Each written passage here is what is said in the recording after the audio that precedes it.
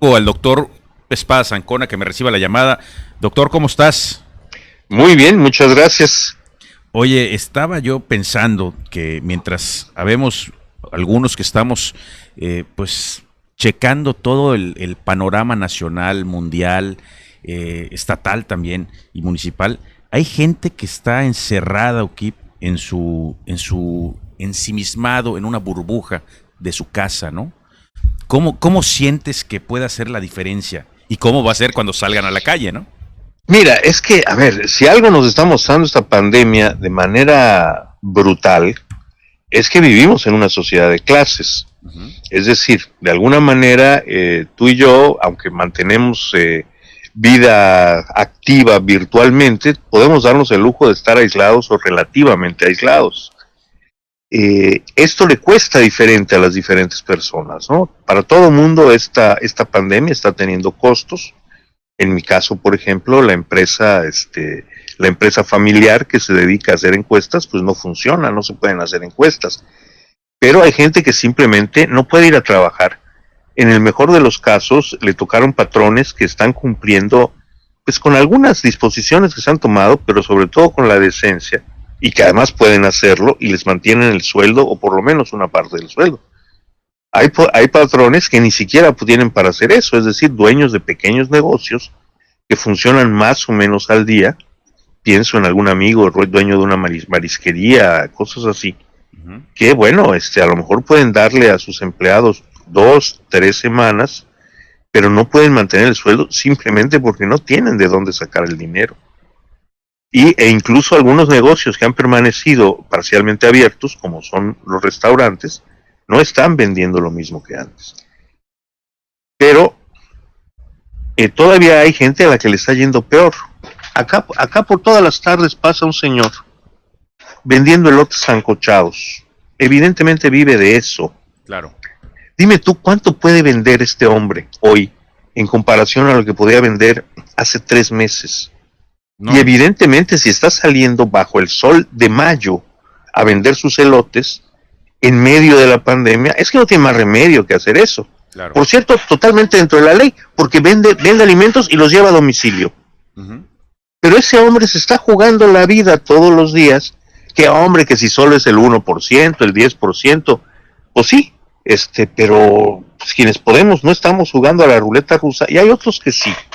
Es decir, esto desde ya está golpeando muy diferente a las distintas personas. Y tiene que ver básicamente con la condición económica en la que estabas. Esto no es absoluto, hay variaciones, es decir, un mediano empresario, por ejemplo, puede tener ahora una situación crítica, en la que se juegue más que algunos empleados con empleo estable y buenos ingresos, digamos, en la iniciativa privada, o incluso algunos en los gobiernos, qué sé yo, gerentes de rama en grandes corporaciones, etcétera, que son empleados finalmente, y que a lo mejor hasta tienen un costo salarial, van a poder mantener su empleo, porque son empleados de grandes capitales. Pero el hombre que tiene 2 o 3 negocios, la mujer que ha levantado un par de restaurantes, están en una situación tremendamente crítica. Otros, esa crisis ya no les llega porque, bueno, a ver, gente que de por sí estaba en la pobreza y ahora arrojados a esta crisis, es que estamos hablando de gente que va a empezar a pasar hambre, Rodrigo, aunque suene muy melodramático, pero es la realidad. Y por el otro lado, bueno, también para quienes nos podemos dar el lujo de estar encerrados, pues esto lleva a todo tipo de reflexiones, ¿no? Desde que estamos viviendo momentos que de niños solo veíamos en la tele y en las películas de ciencia ficción, hasta la preocupación de lo que va a ser el mundo cuando salgamos todos greñudos, el 31 de mayo, el 30 de junio o el 31 de julio, según los casos, disposiciones y cómo evoluciona la pandemia. Creo que eso va a ser, eso es a lo que en realidad vamos a tener que dedicarnos a acostumbrar, que vamos a salir a un mundo que no era el que dejamos. Es como cuando te vas de viaje de algún lugar en el que has estado por un tiempo largo y lo dejas mucho tiempo, qué sé yo, viviste 2 años en la Ciudad de México, te vienes a Mérida a hacer tu vida normal y regresas 10 años después. Claro. Bueno, va a ser el shock del futuro, que le llamaba Alvin Teufel, porque vamos a salir a un futuro muy raro, que no tiene que ver con los futuros que imaginábamos. Hombre, sí, con los supersónicos un poco, ¿no? Todo lo hacemos con pantallas, etcétera. Pero más allá de eso, las condiciones de distanciamiento social forzoso, las terribles condiciones económicas en las que va a estar el país y que van a ser mucho más terribles para los que ya son condiciones terribles. Esa es la parte verdaderamente aterradora de este proceso, ¿no? Oye, y esto se está dando lo estás platicando, oye, de lo del elotero, etcétera, estás hablando en Mérida, pero eso se está dando en Tecash, se está dando en Ticul, en Ámsterdam, en Sicilia o en París. Así como lo estás diciendo. Vamos, sí, efectivamente, la gente está saliendo ahorita en Italia, que empiezan a salir de la crisis, a encontrarse una economía de desastre, y quienes todavía estamos en medio de la pandemia, en muchos lugares de los Estados Unidos, pues es que hay gente que tiene que salir a jugarse la vida. A ver, los primerísimos, las mujeres y hombres que trabajan en el sistema de salud, doctores y doctoras, enfermeras y enfermeros, en fin, y esto lo enfatizo porque normalmente dicen médicos y enfermeras, como si, como hace 60 años, la inmensa mayoría de los hombres de los doctores siguieran siendo hombres y las enfermeras mujeres. Hombre, pues no, resulta que tenemos muchísimas mujeres que son médicos y muchísimos hombres que son enfermeros. Pero bueno, esos se están jugando, están en la línea de fuego, se están jugando la vida. Pero hay otras líneas, ¿no? La distribución de alimentos, las personas que trabajan entregando las compras del súper. Los súperes, algunos tenían y otros no, ahora todos tienen, pero el servicio a domicilio, pero sin duda se están utilizando más que nunca antes. Y los repartidores de Uber que siguen, de Uber y de otros servicios. Oye, Rappi, Uber y sin delantal se están jugando la vida también, ¿no? Sí, es verdad, porque el miedo hace que muchos, entre ellos el de la voz, pues limitamos tanto como sea posible cualquier contacto con el exterior. Claro. Y eso incluye las compras a domicilio. Y mucho más de algo que te vas a comer en ese momento. Es decir, si tú pides latas al súper, pues las dejas allá en el rincón un rato mientras se muere el bicho. Claro. Bueno, el no bicho porque no está vivo. El virus no tiene vida hasta que no entra al cuerpo. Pero si lo que estás haciendo es comprar una pizza, para que no se vuelva bicho. Exactamente, para no meterte al no bicho al cuerpo y sea bicho. Así es. Y bueno, la gente lo está limitando. Algunas personas lo siguen comprando, bueno, es cierto, pero el grueso de la población me parece que está restringiendo, no sé si el grueso de la población, creo que el grueso de la población en realidad nunca ha tenido dinero para comprar una pizza a domicilio. Pero el grueso de quienes pueden comprar una pizza a domicilio, de las clases medias para arriba, no lo han dejado de hacer. Y entonces, oye, y esos del pueblo que todavía se están reuniendo, y me refiero del pueblo, no sé, por donde pases y se reunía la gente y siguen sin el cubrebocas y todo eso. ¿Es por ignorancia, Ukip? ¿Es cultural? ¿Qué es? Es incredulidad. ¿De plano? Mira, desde Santa Claus se nos enseña que está padre creer en las cosas bonitas, aunque sean falsas, y está feo creer en las cosas feas, aunque sean reales. Uh-huh. Entonces, pues así está bien, creemos en la ley de la atracción, porque pues, si lo deseamos mucho, aunque no hagamos nada más para conseguirlo, va a ser nuestro. Como Duarte. Exactamente. Exactamente, pero cuando viene una situación de esta magnitud, pero que no es tan evidente, es decir, tú no estás viendo como si esto fuera la Edad Media, caer los muertos en la calle e inflarse hasta estallar. Bueno, así se está viendo en Guayaquil, por ejemplo. Así pasó en Guayaquil. Yo supongo que ahorita esa etapa ya los que se tenían que morir ya se murieron, y de veras habría que ver qué está pasando ahora en Guayaquil a un mes de que tuvieron esta espantosa. Es que lo de Guayaquil era dantesco, era verdaderamente de la Edad Media. Así es. Pero bueno, entonces la gente siente que es muy lejano. Yo recuerdo expresiones en la Ciudad de México de no, aquí no va a pasar nada. Ay, total, que les angustia. Y esas mismas personas hoy están muy, muy preocupadas. Un amigo mío ya conoce a 11 personas que se infectaron y uno murió. Ujú. Entonces, bueno, ya la incredulidad en la Ciudad de México comienza a ser borrada por la evidencia de la enfermedad y de los muertos. Que es verdad, y es una gran fortuna, que es una enfermedad de una letalidad muy baja. Parece ser que a final de cuentas es algo así como el 1 o 2%, cuando mucho, en realidad menos del 1% de los infectados. Ujú. Pero tengamos en cuenta que es de los infectados reales, no de los infectados reportados. Claro.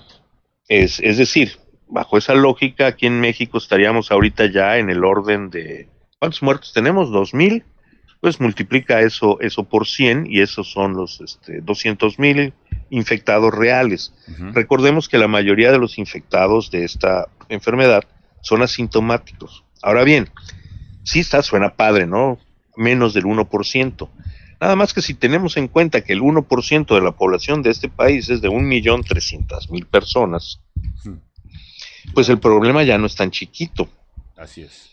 Y si vemos que en Yucatán, si esto se fuera a ese extremo, que no se va a ir, espero, pero pues en Yucatán nos tocarían algunas decenas de miles de muertos. Claro.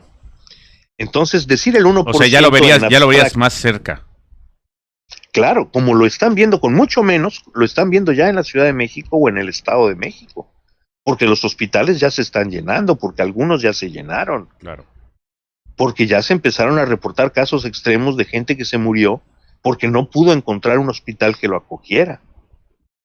Porque si bien para el primer muerto hubo un debate y luego que si el muerto no se había terminado de morir, y creo que no se termina de morir porque al pobre hombre lo tienen enchufado, y pues no va a salir de allá, pero no lo dejan morirse. Y ahora todos los días tenemos más de 100 muertos.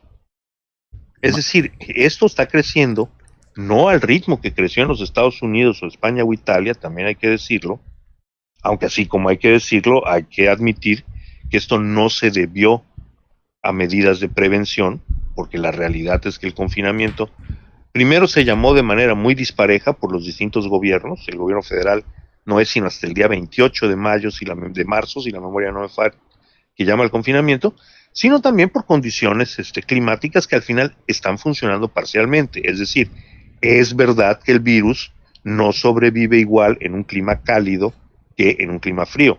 Eso no significa que no sobreviva, nos estamos contagiando y algunas personas en condiciones de riesgo se están muriendo, pero no en la proporción en lo que esto ocurrió en los Estados Unidos o está ocurriendo en los Estados Unidos. Para el tiempo que ha transcurrido, llevamos en cifras oficiales, que no son del todo confiables, Creíbles. llevamos el 10% proporcionalmente de los muertos que los Estados Unidos. Ujú.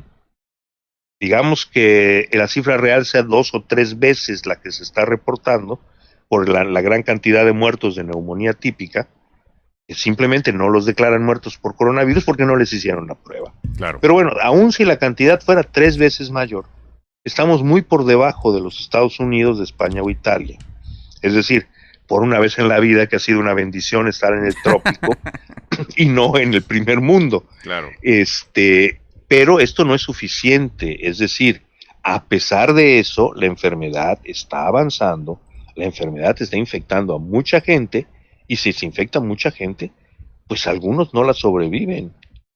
Y el otro factor, quienes la sobreviven, es que no es como una gripa, te da la gripa y si la vives, pues ya está tan normal. Ujú. No, es que hay todavía una discusión y se están estudiando cuáles son las secuelas que deja la enfermedad.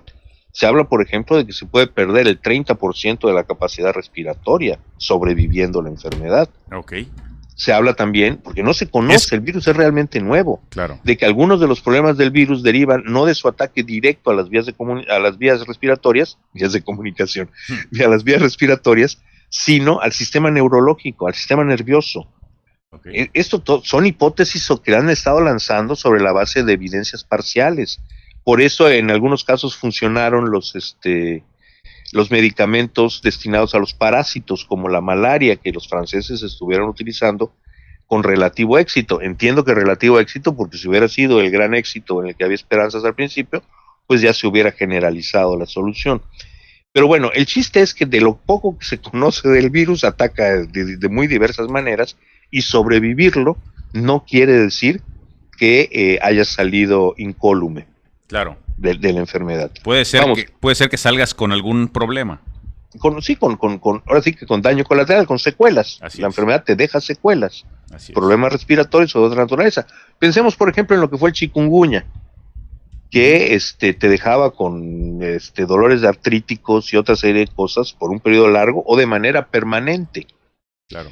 Entonces, bueno, eso es otra de las cosas que vamos a empezar a ver, porque es verdad, solo se va a morir un porcentaje bajo, que quiere decir mucha gente, quiere decir demasiada gente, quiere decir, para los números de México vamos a tener, no lo sé, mejor no hago una especulación porque realmente las cifras que hay no dan para un cálculo preciso, pero vamos a tener muchos muertos, a pesar de que el porcentaje de letalidad sea bajo.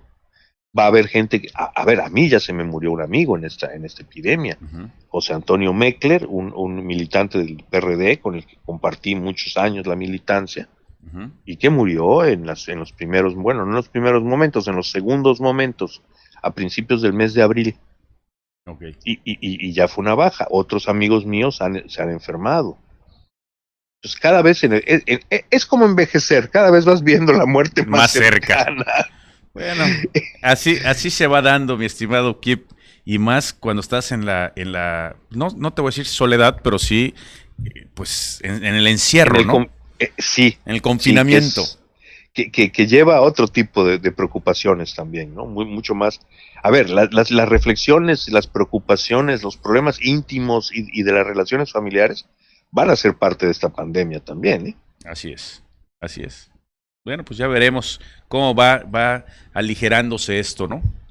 Así es, bueno, por lo pronto esperamos que nos aligeremos de la ley seca pronto, porque encierro tampoco sin brindis lo creo. Es más encierro. Te agradezco mucho, Kip, que nos haya recibido la llamada. Estamos pendientes para la próxima semana. Muy bien, cómo no. Por aquí estaremos, Rodrigo, siempre un gusto. Muchas gracias. Nos vamos a un corte y volvemos aquí desde Mérida.